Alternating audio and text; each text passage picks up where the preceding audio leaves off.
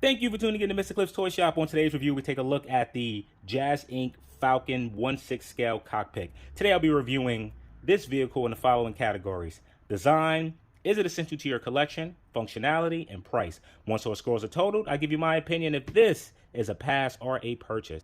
So excuse me if I sound a bit congested. I'm still getting over a cold. But who has time to be sick when this thing is here? Now, I've had this for a few months now. I just haven't had the time to review such a large item. So we're going to take a look at it today. So let's just take a quick out of package look. So right out of the box, this piece here that was taped, the tape was broken. I don't believe the piece itself was broken. We'll find out as we continue to go. Very thankful that this was wrapped in a styrofoam because the styrofoam is all broken to pieces. So without it, who knows the condition that this would have came in. Also looking at this, the glass here, this is a warp from the plastic. Pretty unhappy with that. I'm going to contact Jazzinc to see if I possibly could get a replacement for that. And looking down here, I see some paint rubbish. I saw it somewhere else, but I'm going to continue to unpack it. It comes with this large box, not sure what's inside. And then in the other side of the styrofoam, we get this piece here. So I'm going to go ahead to continue to assemble this. So opening this box, let me show you a few things that are inside. So we have the seats. There are a few of those. We have the seats that look like this. Comes with a remote control as well as a plug-in charger.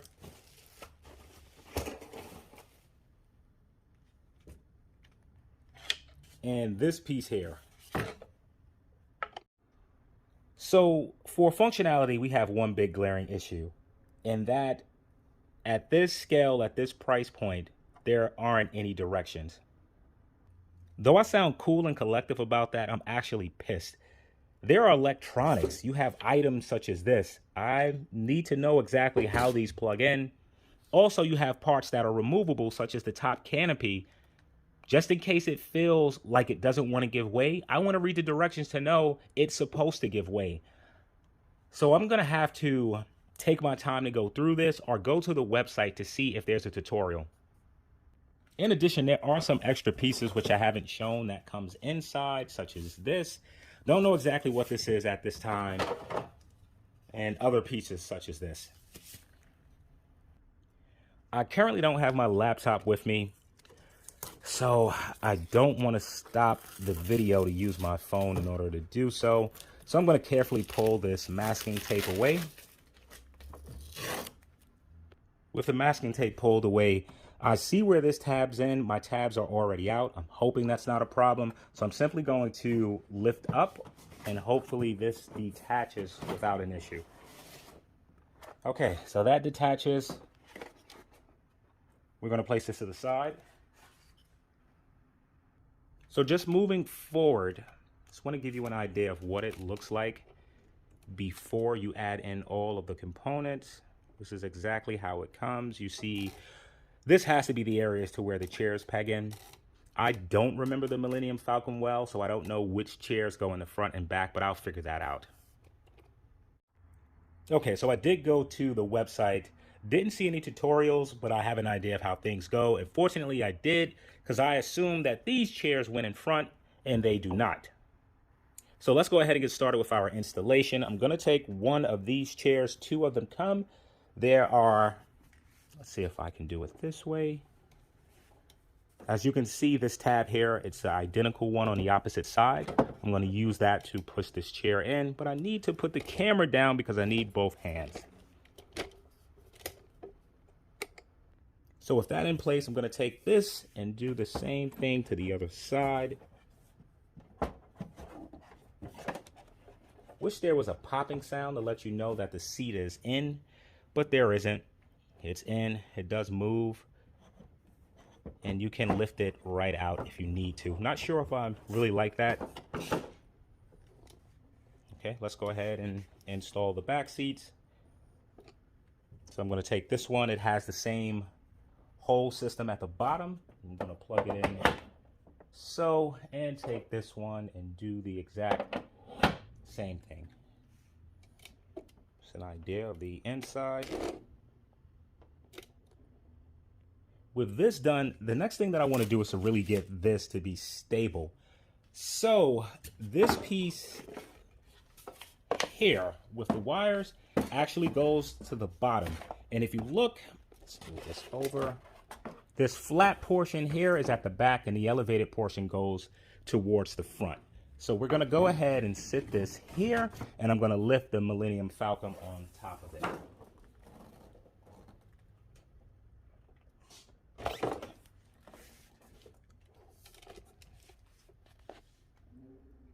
All right, so that should give you an idea of how it goes.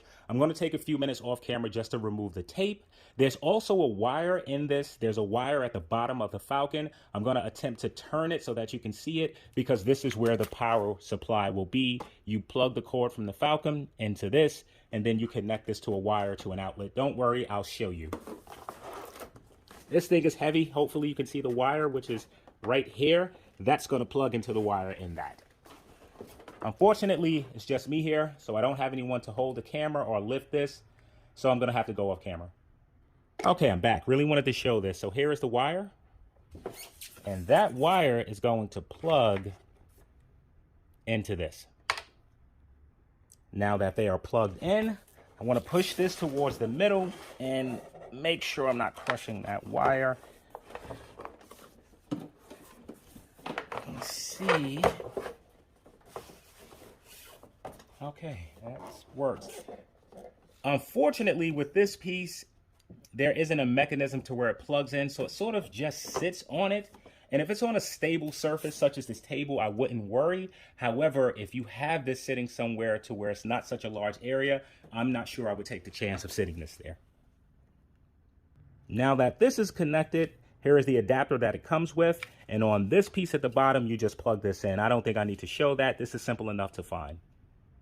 So looking in the box, there are a bunch of additional accessories. I have no idea where these go. I'm looking on the dash. It appears maybe there. Maybe I'll take my chance, maybe not. We'll see. So these two pieces have to be the controllers. Let's lift the camera again. Right here, there's a peg to plug it. On the other side, there's a peg to plug it. Now, I'm unsure if it goes this way or this way. I know that there's a Star Wars fan losing their mind right now. How do you don't know that? So I'm not going to push it all the way in. I'm just going to leave it secure. It's not secure, but I'm just going to sit it just like this until I figure out exactly how it goes. Now, with the other smaller pieces such as this, I don't know what this is for. Maybe they're just replacement parts in the event if something falls off. But without instructions, I don't know that. Now with my seats in, we have the door coming to the back. This fits here. There's a magnet at the bottom. Pretty sure the door displays outwards like so. There we go. That fits in well, no problem. Now, one remaining piece. I have an idea where this goes. I think this is the, not sure if I should call it, it's the section that goes on the back right here. And I think we're going to go ahead and get that attached. Okay, so coming to the back, now we're left with the final piece. And now I know where that small piece goes. I hope the lighting will allow you to show, but it goes right here as a piece, a section that's missing. So with this, I'm simply going to match the lines.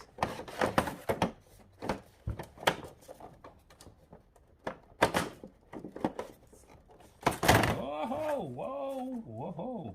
Okay, we're going to try that. We're going to slide it in from the front. Much better. All right, added some additional light. Now with this final piece here, not sure if this is left out intentionally or mine just came loose in transit. This part here, you simply push in. I hope so. Kind of feels like mine might be broken.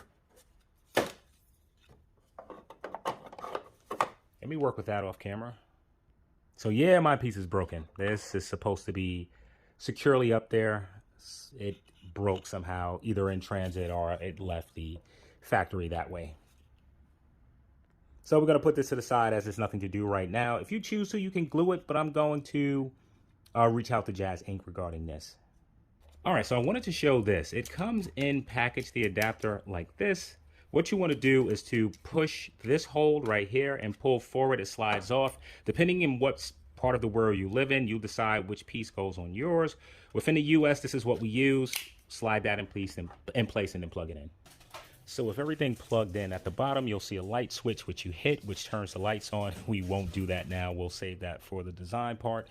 You also get this remote which has, oh, it's not going to work without the lights. I got a way around this. All right, here we are. So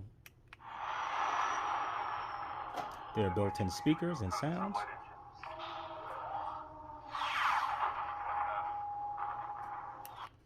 Need to divert auxiliary power to the rear deflector shield. We definitely do.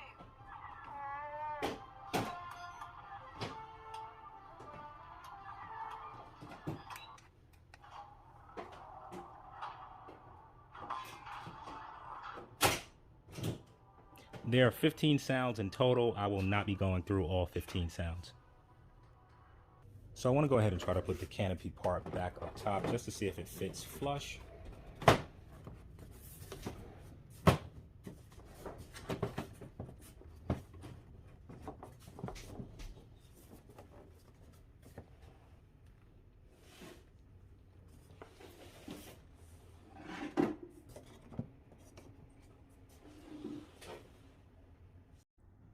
So for functionality, you have some items that require assembly. I will admit that they were pretty simplistic to do so.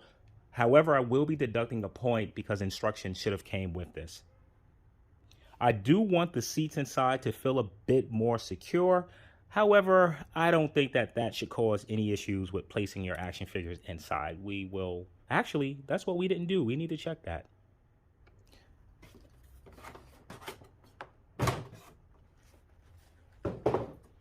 All right, I wasn't going to look for Star Wars figure. We're going to take this posable Spider-Man and see how he works in here.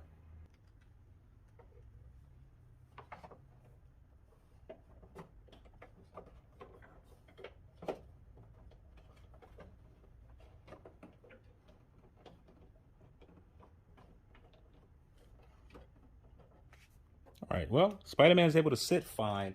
As far as holding the throttle, this Spider-Man is very flexible, so it's easy for him to do so. Some of the Star Wars figures, not so sure. So let's take him out and prop him in one of the back seats.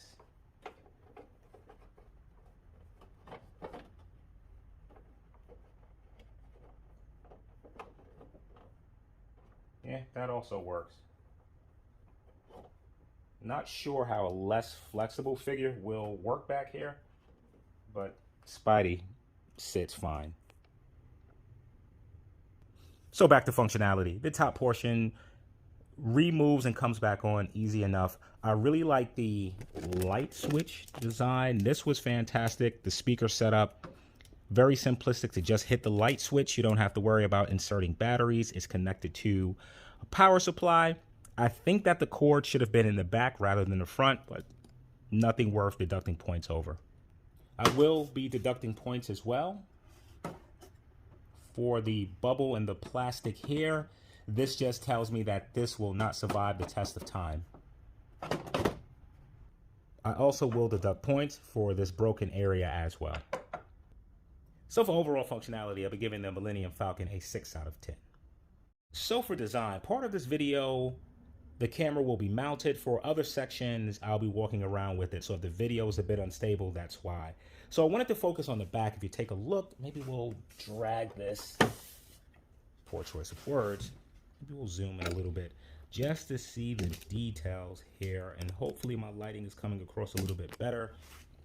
But the wires look phenomenal. The panels, the boxes, all of this stuff here looks great. I am saddened that this part of the door is a sticker. Feel they should have went the extra effort with that and maybe having a glass or plastic component with some LEDs behind it. The door has a lot of weathering and texture to it. Looking at this side, similar panels to what we see on the other. And just coming to the side of the Millennium Falcon, which we have seen a few times now. This will be part of the video to where I'll probably go free-handed. Taking a look here, You can see some weathering. You can also see some creases on the panel lines, and all of them aren't smooth. This specifically here, this bothers me. Just try to turn it. That's not flush. It's not close to being flush. Now, if I lift it, maybe, but it just comes back down. This would bother me even if this was an inexpensive item, but being that this is not an inexpensive item, that's driving me a bit crazy. Looking at the top, we see compartments, lines all the way down. Getting closer to the body, we have some rough patches that I don't like. Here you can see it looks like it's starting to break.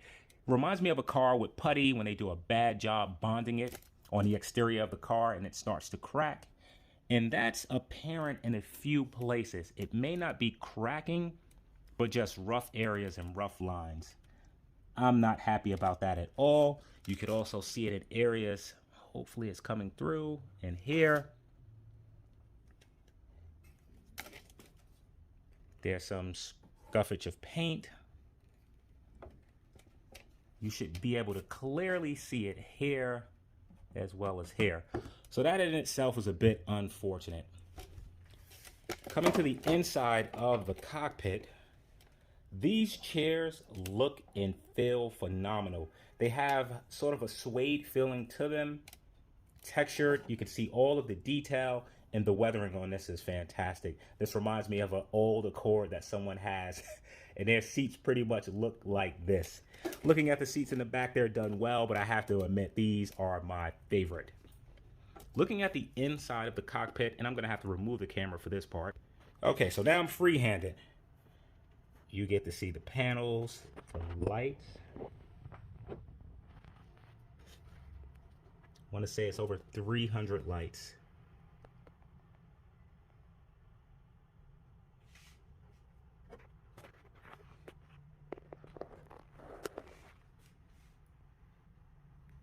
Hey, Star Wars fan, let me know if I install these correctly. Do they go that way or this way? Well, I guess it really doesn't matter, as they can always just be flipped.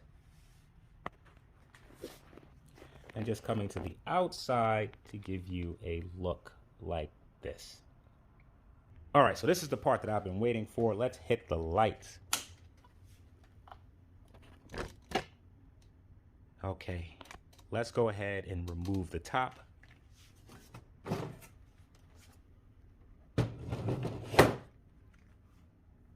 And let's check this out.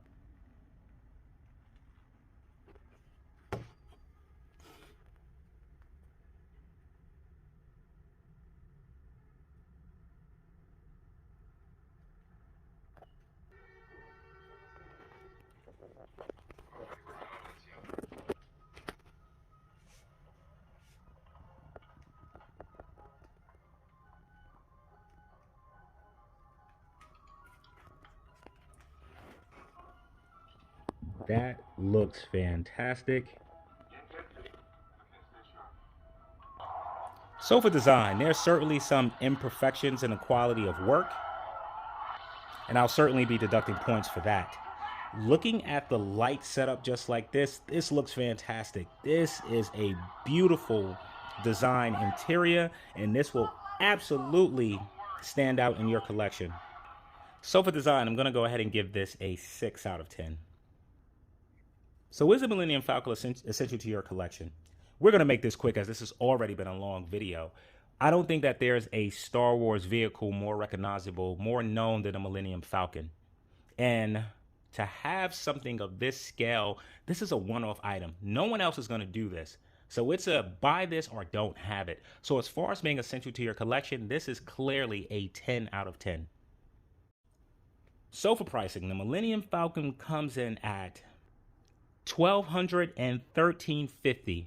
Hopefully I'm not mistaken. I'll be sure to update that price. So you have a standard version and a DX version. The DX version is the one before you, coming with all of the whistles, the sounds, and the lights. Add in taxes and shipping. If I have the numbers on this right, you're looking at a price point of somewhere between $1,350 and $1,500. I'll be sure to correct the price point. by no means is this cheap. So in terms of accessories, what does it come with? Really nothing. You receive some chairs, but they simply are to be installed. There's no external parts to this. So for pricing, how do I feel about the price? I get it. This is a one-off item that will not sell in large volumes. So for the creator to make any profit or to even break even, I'm pretty sure that this had to be around this price point. The part to where I struggle a little bit is that for this price, you want a perfect or near perfect item, and this one isn't. There's damage to certain sections, there's imperfections in the quality of the material, and I worry if this is going to hold up over the test of time. So for pricing, I'm going to give this a 7 out of 10. That should give the Millennium Falcon an overall cliff score of 33 out of 40. So now is the Millennium Falcon a pass or a purchase? If you are a Star Wars fan, if you are trying to build a display to where you have more than just figures, this is going to be the highlight of your display. The way that I plan to display this is to have a computer monitor or a television. Television might be cheaper these days. Behind it, simulation of space, cockpit open, and to have my 4 individuals sitting in these seats. So for me, this is an absolute purchase. So to give you an idea of scale, that's a 1/6 scale Hot Toy Spider-Man figure. I would put the Bat Pod next to this. I'm being very lazy, and I was considering putting my tumbler next to this. And I don't know if both are going to be able to fit side by side. So thank you for tuning in to Mr. Cliff's Toy Shop. Oh, just before I forget, you're going to need something with this. You know that can of air? Yeah, buy that, because foam is going to be everywhere, and I got a lot of cleaning up to do. Well, thank you for tuning in to Mr. Cliff's Toy Shop. I hope to see you during the next episode.